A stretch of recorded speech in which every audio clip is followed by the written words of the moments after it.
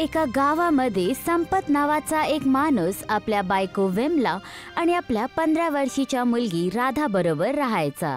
संपत एक गरीब माणूस होता. तो पेशाने एक हलवाई होता. संपत आणि विमला दोघेही मेहनत करून राजाराम हलवाईच्या दुकानावर मिठाई बनवायचे. एक दिवसची गोष्ट आहे. संपत आणि विमला बर्फी बनवायमध्ये व्यस्त होते की तेव्हा राजाराम तिथे आला. संपत, आजकाल तुझ्या मिठाईला घेऊन खूप शिकायत येत आहे. जर असेच हाल राहिले तर तो दिवस दूर नाही ज्या माझे सगळे ग्राहक तुटून जातील. हे तुम्ही काय बोलत आहात साहेब? मी तर तुमच्या दुकानावर खूप चांगल्या मिठाया बनवतो आणि माझ्या बनवलेल्या मिठाया तर दूर दूरपर्यंत गावात प्रसिद्ध आहे. हे बरोबर बोलत आहेत राजारामजी. परवा शेजारच्या गावाचे मुखिया इथे आले होते आणि बोलत होते की संपत, फक्त तुझ्याच हाताची मिठाईच खाण्याच्यामुळे मी राजारामच्या दुकानामध्ये येतो.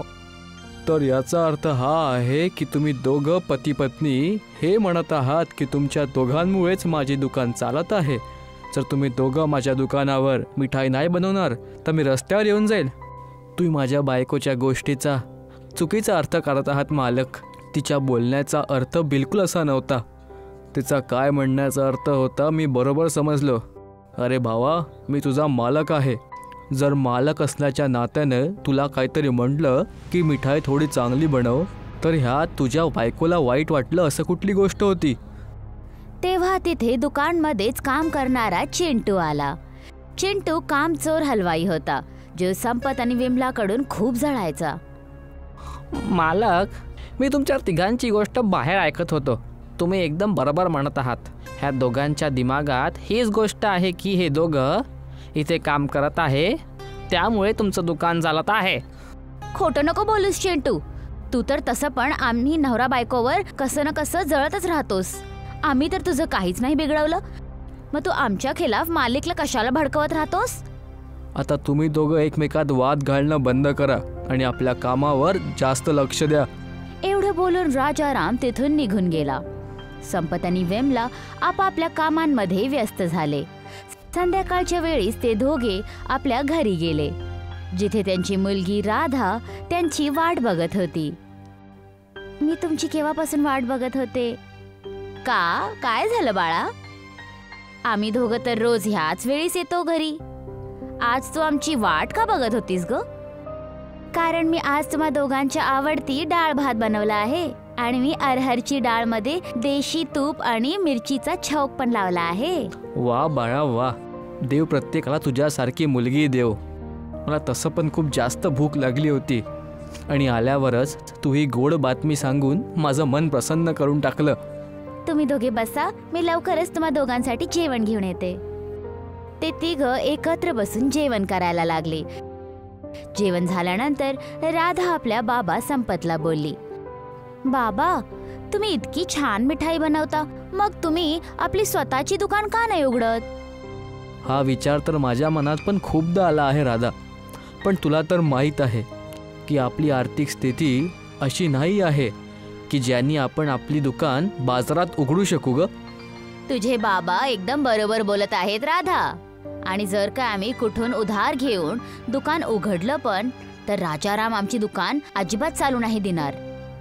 बाबा, तुम्ही राजारामजीच्या दुकानवर मेहनतीने काम करता आणि त्याचबरोबर आई पण तुमची केवढ्या मेहनतीने हात बटवते. तुम्ही दोघं ह्या गोष्टीला का नाही समजत की फक्त तुम्हा दोघांच्या हातानेच बनलेल्या मिठाई खाण्यासाठी दूर दूरून लोक येतात राजारामजीच्या दुकानावर. ह्याच गोष्टीवर तर घेऊन आज राजारामजी आणि तुझ्या आईमध्ये थोडासा वादवाद झाला. राजारामजी ह्या गोष्टीला घेऊन खूप जास्त वाईट वाटून गेले होते. त्यांच्या वाईट वाटण्यावर काय होते बाबा? खरं तर हेच आहे ना. मला तर वाटतंय की तुम्ही स्वतः आपली एक दुकान उघडा आणि म्हणजे मी पण त्या दुकानात बसेन, तुमच्या हातातली बनवलेली मिठाई आणि हलवा विकू शकू. राधाचं बोलणं ऐकून विमला आणि संपत हसायला लागले. दुसऱ्या दिवस विमला आणि संपत सकाळी परत राजारामजीच्या दुकानावर पोचले. त्यांच्या येतानाच राजाराम त्या दोघांना बोलला, मी तुम्हा दोघांचीच खूप आतुरतेनं वाट बघत होतो. आज शेजारच्या गावातल्या मुखियाजीच्या घरातून हलवा बनवायचा खूप मोठा ऑर्डर आला आहे. तुम्हा दोघांना आज दिवसभर खूप मेहनतीनं काम करावं लागेल. मालक, मी तर हलवा बनवण्यात माहीर आहे आणि माझी बायको पण हलवा खूप चांगली बनवते. बघाल मालक, आम्ही दोघं पती पत्नी मिळून इतका चांगला हलवा बनवू ना की शेजारच्या गावाचे लोक बोटं चाकत असताना आपले बोटच खाऊन टाकतील. हो हो माहीत आहे. आता बस पुरे. तुम्ही दोघं फक्त तुमच्या दोघांची तारीफ करत असता. आता जाईत ना आणि कामाला लागा.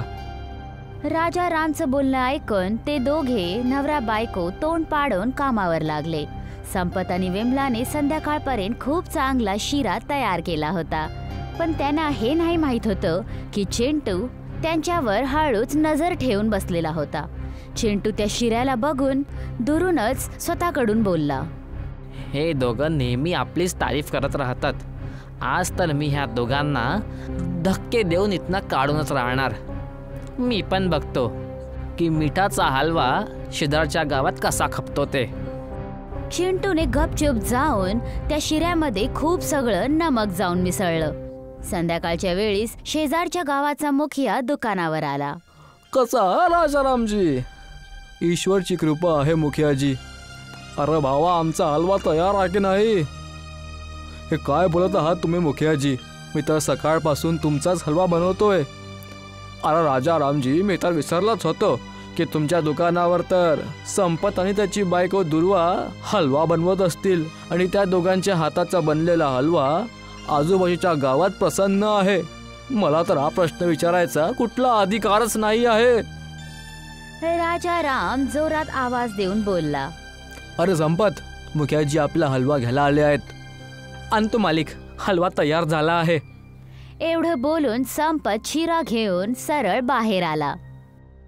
जी, हे घ्या मुखियाजी तुमचा हलवा. मुखियाजी, एकदा हलवा चाखून तर बघा. मुखियाजी, तुम्हाला आनंद येऊन जाईल. हो, अरे भावा, मला तुझ्या हुनरवर काही शंका नाहीये. हो, मला भीती ह्या गोष्टीची आहे की तुझा बनवलेला हलवा जसाच माझ्या घरी जाईल तर घरी एक प्रकारची लूट मचून जाईल, कारण तू हलवा इतका चांगला बनवतो म्हणून. एवढं बोलून मुखिया शिरा घेऊन तिथून निघून गेला. संपत आणि विमला आपल्या घरी निघून गेले. दुसऱ्या दिवशी जेव्हा ते दोघे दुकानावर आले तर तिथे खूप लोकांची गर्दी जमलेली होती. मुखिया डोळ्यात राग घेऊन राजा रामला बघत होता. काय झालं मुखियाजी? काय झालं आहात सांगा. तुम्ही मालकांना इतक्या रागाच्या नजरेनं का बघत आहात? मी काल शहरावरून आपले काही खास आमंत्री बोलवले होते आणि त्यांच्या म्हणण्याप्रमाणेच इथनं हलवा घेऊन गेलो होतो. पण त्या हलव्यामध्ये फक्त आणि फक्त मीठ होतं, बाकी काहीच नव्हतं. हे सगळं मला बदनाम करण्यासाठी केलं गेलं आहे. हे काय पण बोलत आहात तुम्ही? मी आणि माझ्या बायकोनी तर खूप चांगला हलवा बनवला होता. त्यात मीठ कसं काय येऊ शकतं? तेव्हा तिथे चिंटू आला आणि राजा रामला बोलला, मालिक, काल मी या दोघांना हलव्यात मीठ टाकताना आपल्या डोळ्यांना बघितलं होतं. ह्या दोघांनी हे सगळं तुमच्याशी प्रतिशोध घ्यायला केला आहे. तुझ्या गोष्टीत दम आहे चिंटू. आता खरं माझ्या डोळ्यांसमोर आलंय. एवढं बोलून राजा राम रागेच्या नजरेने संपत आणि विमलाकडे बघून बोलला, तुम्हा दोघांना आता इथे कामावर यायची काय गरज नाहीये. चालले जा इथनं, चालले जा. मला तुम्हा दोघांकडून अशी अपेक्षा नव्हती संपत आणि विमला. तुम्ही पाहुण्यांसमोर माझी नाक कापून टाकली. माझ्या डोळ्यांसमोरून चालते वा. संपत आणि विमला तोंड पाडून तिथून निघून गेले. त्यानंतर संपत आणि विमलाला कुठल्याही हलवाईच्या दुकानावर काम नाही भेटलं. ते दोघे जिथं पण जायचे लोक त्यांना अपमानित करून बाहेर काढून टाकायचे. काहीच दिवसांमध्ये त्यांच्या कुटुंबाची परिस्थिती खूप वाईट झाली होती. त्यांची आर्थिक स्थिती खूप जास्त खराब झाली होती.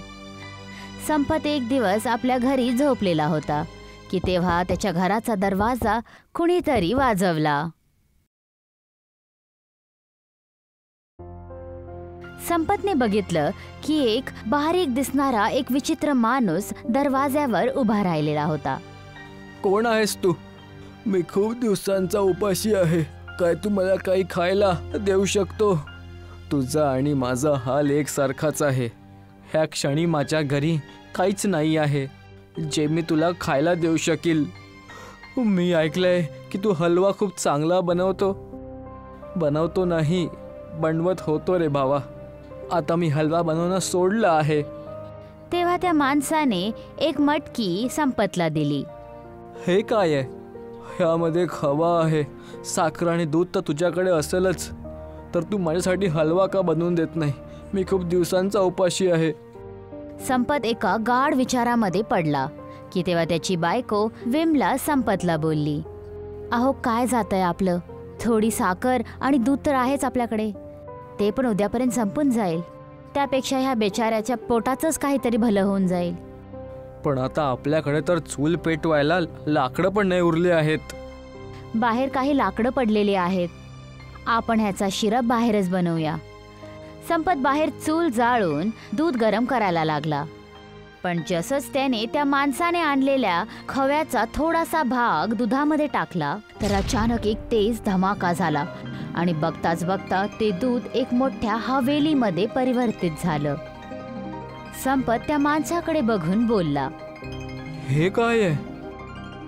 संपत एवढं बोललाच होता की तेव्हा त्या माणसाचं रूप एक सुंदर हलवा पुरुषमध्ये परिवर्तित झालं. मी हलवाई राज्याचा राजकुमार आहे.